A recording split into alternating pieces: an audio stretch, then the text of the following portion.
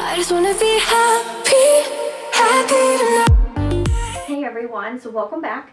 So this is part 2 of kind of my, breastfeeding, nursing tips.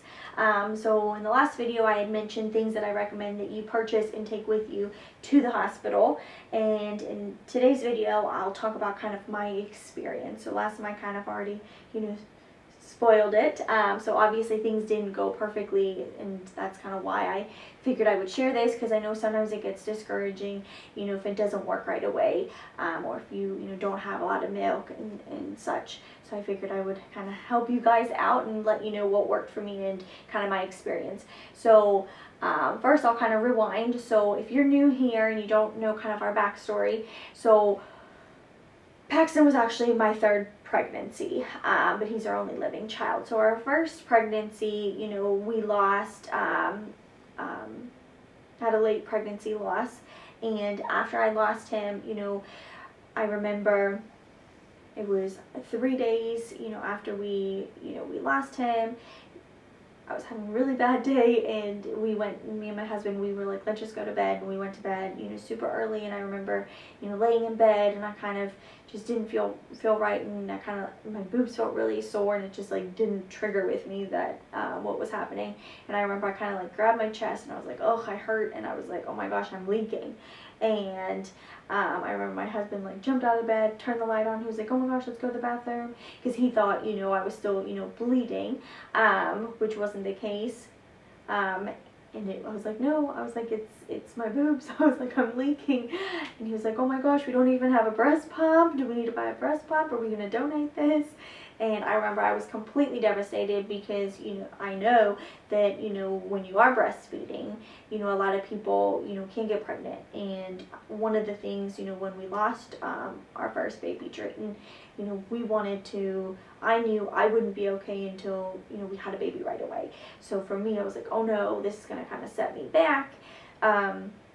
Which is ridiculous, because my milk supply had just came in, it's not like, milk, I was, lactating for months, so it really didn't set me back much, if any. But that's just kind of where my head went, and I was like, oh my gosh, I need to get this to stop. And also part of me was just so angry, because, I had just lost my baby, and it's like, why does my body not know that I don't have a living child? Why am I producing milk? And it was just like this whole emotional thing.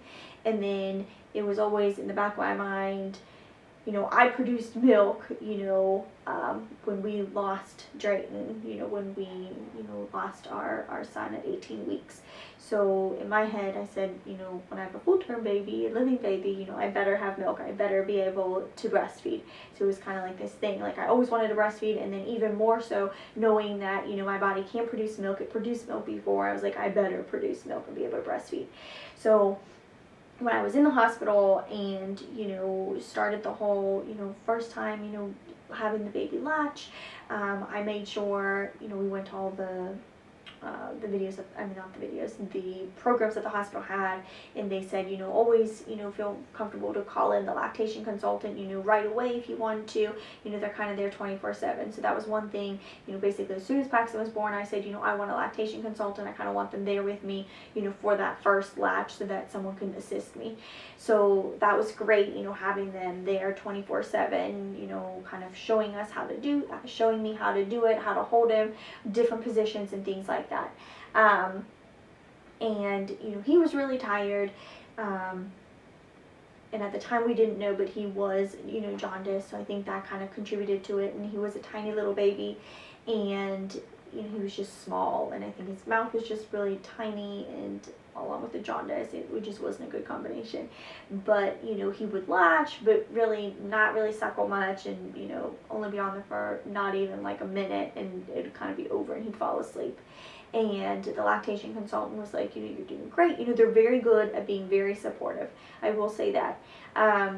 You're doing great. Don't worry about it. We'll just keep trying. And then that kind of continued, and every time, they were like, you're doing it right. You have the right, procedure down. It's just, he's just not essentially cooperating. He's tired, lazy. His mouth is too small. Those are kind of the things they said. and they'd always show me, you know, they had, all of them had a necklace and a little bead, and they said, you know, don't worry, you know, this is the size of the baby's stomach, so, you know, they just need a really small amount. So it was after, you know, the second day, so we had already been in the hospital for a while, and I was getting pretty frustrated because, I mean, I knew he wasn't really latching, and one of the nurses had kind of showed me and helped me, you know, hand express, you know, the colostrum onto a spoon so that I can kind of see and feed it to him, since he wasn't really cooperating. So I saw how much he was getting, and it was, like I said, I mean, it was not a lot. I mean, I wasn't like filling spoonfuls. I wasn't even filling one spoon. So I knew he wasn't getting a lot, and it was kind of at that point where I, you know, told my husband, I was like, I am so sick of people telling me that it's okay, that, you know, his stomach is this tiny. Like, I know that he is not getting food and he needs to be fed. So I remember I was like, the next time the nurse comes in, you know, I'm telling her I need him to be on formula because I need him to be fed. Because that was one thing that to me is the most important. You know, yes, I wanted to breastfeed, but at the end of the day, he needs fed. I'm not going to starve him. You know, he needs nutrition. So I remember the nurse came in, and when she came in, she was like, I'm glad that you said that. We actually just, you know, got his bilirubin report back, and he's jaundiced, so he's going to have to go under the lights anyways. So she was going to come talk to me about that anyways, about potentially starting him on the formula. So we started him on the formula, and then I obviously continued to, you know, hand express, and everything that I was able to get out, you know, I would feed him before I gave him the formula. And I laugh now looking back at the videos, because when we would feed Paxton, you know, obviously when you feed him a bottle, the formula, you can see, you know, how much he's taking in. And there's one video where the nurse came back in, they're like, oh, how's he doing?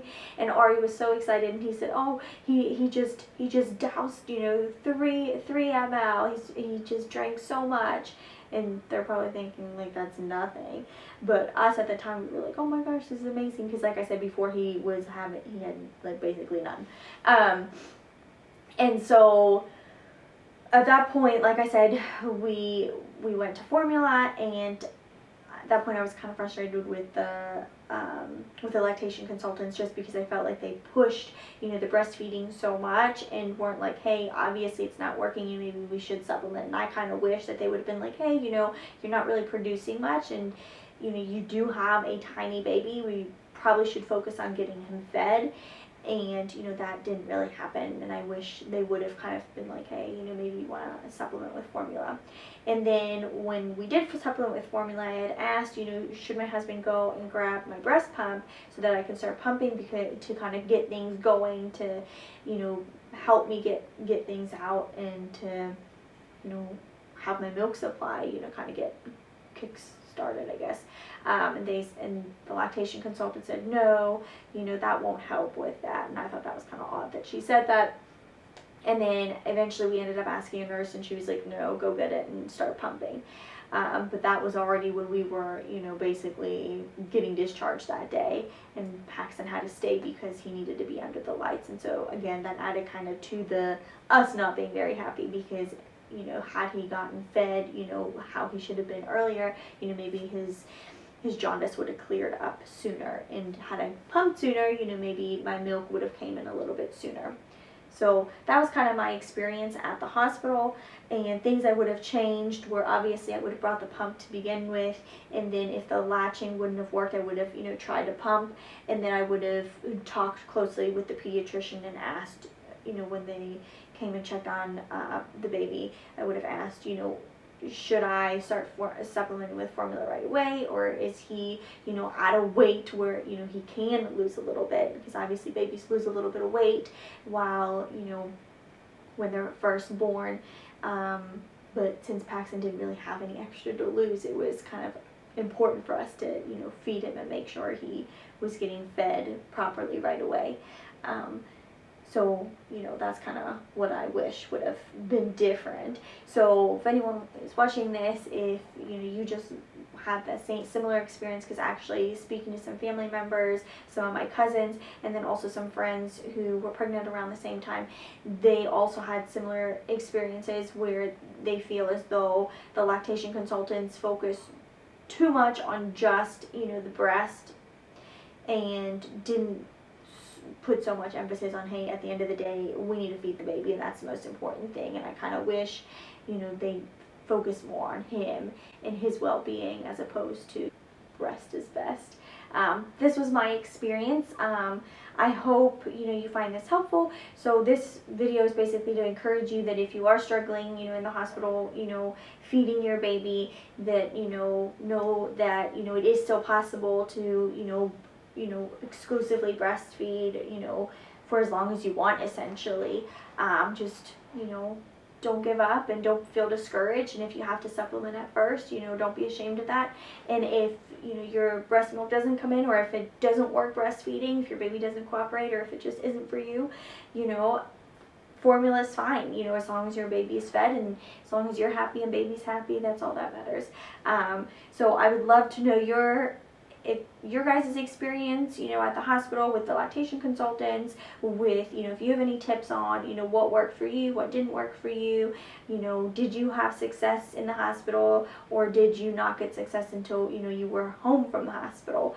You know, I'd love to know. And then the next video, I'll kind of talk about, you know, where it went from there when I got home, and when we stopped the formula feeding and switched over to, you know, just nursing and, you know, all that. So I'll get into those details in the other videos. So I hope you found this helpful, and I will talk to you guys soon.